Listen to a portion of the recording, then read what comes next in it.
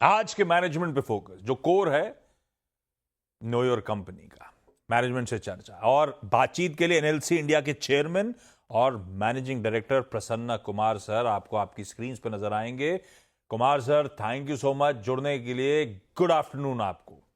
मैं आपका जब बता रहा था जुड़ने वाले हो तो मैंने कई सारे इंपॉर्टेंट पहलू टटोलने की बात करी थी आपसे कि आएंगे तो मैं वो नया इलेक्ट्रिसिटी प्लान जो आया है, आप लोग के एग्रेसिव केपेक्स के जो प्लान्स हैं उस पर चर्चा, रीसेंट फाइनेंशियल और आगे के आउटलुक पे चर्चा करेंगे। तो सर अगले कुछ मिनटों में इन्हीं सब चीजों पे टटोलने का मन था। सबसे पहले तो प्रसन्ना सर, जो इंडस्ट्री के लिए भी इंपॉर्टेंट, मिनिस्ट्री ऑफ पावर ने नेशनल इलेक्ट्रिसिटी प्लान फाइनलाइज किया है दोनों सेंट्रल और स्टेट ट्रांसमिशन सिस्टम्स के लिए। शायद गोल है कि पीक डिमांड जो होगी 458 गीगावाट्स की 2032 तक, उस चैलेंज को मीट करें और बहुत तगड़े इन्वेस्टमेंट्स बात की जा रही है। आप कैसे देखते हो इस नेशनल इलेक्ट्रिसिटी प्लान को? किस तरह की अपॉर्चुनिटीज आपको नजर आती हैं आपकी कंपनी एनएलसी इंडिया के लिए? जैसे कि आप सही बताया कि जो पीक डिमांड है 458 गीगावाट पहुंचने का उम्मीद रख रहा है। इसी के लिए जो है, जो तीनों एरिया में, generating area, transmission area and distribution area में जो प्लान करना चाहिए, उस हिसाब से नेशनल इलेक्ट्रिसिटी प्लान है। मैं जो समझता हूँ इसमें कि इसमें प्रोजेक्ट किया गया है 2027 तक के अराउंड 7.5% सीएजीआर के हिसाब से ग्रोथ होगा और उसके बियॉन्ड 5 to 6% के हिसाब से ग्रोथ होगा। और लास्ट 2-3 इयर्स में मोर देन 8% ग्रोथ हुआ है। सो इसमें मैं तीनों एरिया में मैं अपॉर्चुनिटी देख रहा हूँ हमारा कंपनी के लिए।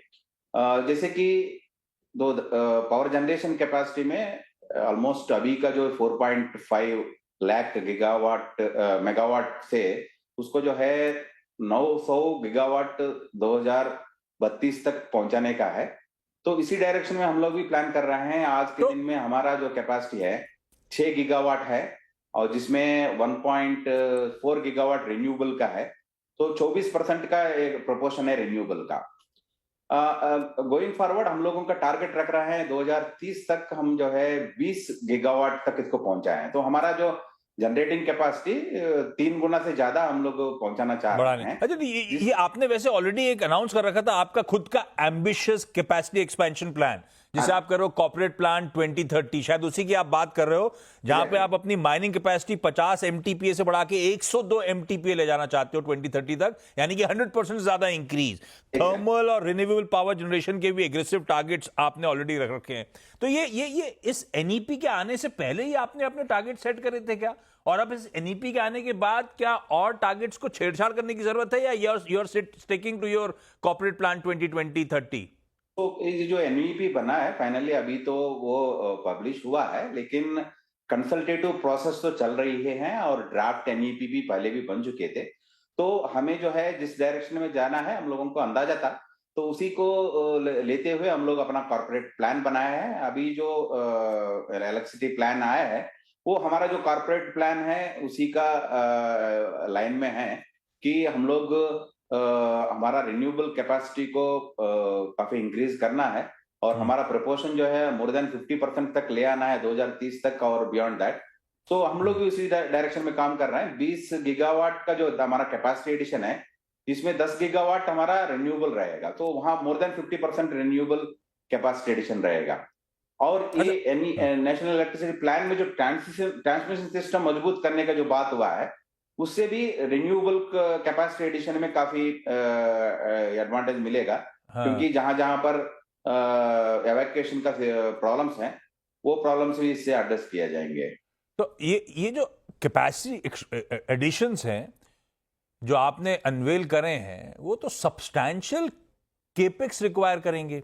आप लोगों का अपना आकलन क्या है? किस तरह का एस्टिमेटेड स्पेंड करना पड़ेगा और उसके लिए रिसोर्सेज कैसे मोबिलाइज होंगे प्रसन्ना सर? जैसे कि आप सही बताया कि हमारा जो एग्रेसिव कैपेसिटी प्लान है, पिछले 60 साल में हम लोग जो कैपेसिटी जोड़ा, उससे 3 गुना जो है हम लोग अगर आने वाले 6 साल में जोड़ना चाह रहे हैं। तो इन सब के लिए हमारा कैपेसिटी कैपेक्स रिक्वायरमेंट है 1.25 लाख करोड़ है, जिसमें अराउंड 55,000 करोड़ रिन्यूएबल्स में जाएंगे, अराउंड 45,000 crores थर्मल में जाएंगे and around 25 to 30,000 crores mining में जाएंगे.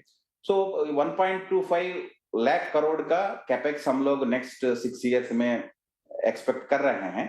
और इस कैपेक्स को मीट करने के लिए हम लोगों के पास जो इंटरनल रिसोर्सेस हैं और जो रिन्यूएबल का हम लोग एसेट मोनेटाइजेशन कर रहे हैं, इनसे हम लोग इस इक्विटी को और कैपेक्स को अरेंज कर रहे हैं.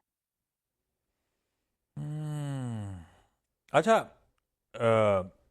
रीसेंट डेवलपमेंट जो था वो था कि आप लोग वो वेस्टिंग ऑर्डर्स इश्यू हो गए थे, जो आप लोगों की सेकंड कमर्शियल माइन थी और जो शायद बिगेस्ट होगी आपकी मचाकाटा कोल ब्लॉक. शायद आपकी रिलीज ही लिखी हुई थी उसमें कि 30 MTPA कैपेसिटी होगी. तो अपने टारगेट से 50 से 102 MTPA क्षमता तक 2030 तक जाने वाला. ये 50 + 30 ऑलरेडी 80 हो गया क्या इसके बाद?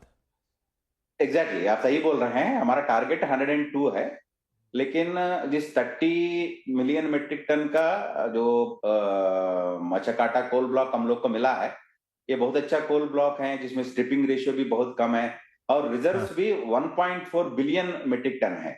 सो एक बार ऑपरेशनल हो जाने के बाद ये कंट्री में ही टॉप 5 लार्जेस्ट माइन का एक होगा.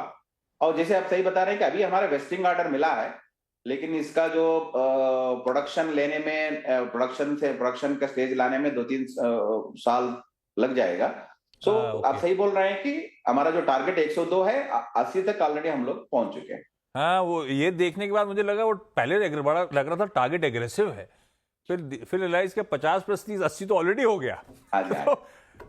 इसके अलावा 50 में ऑलरेडी हम लोगों का कुछ माइंस हैं जो ऑलरेडी प्रोडक्शन के कगार पर है. जैसे हमारा पचवारा साउथ कोल ब्लॉक है जो ऑलमोस्ट 9 मिलियन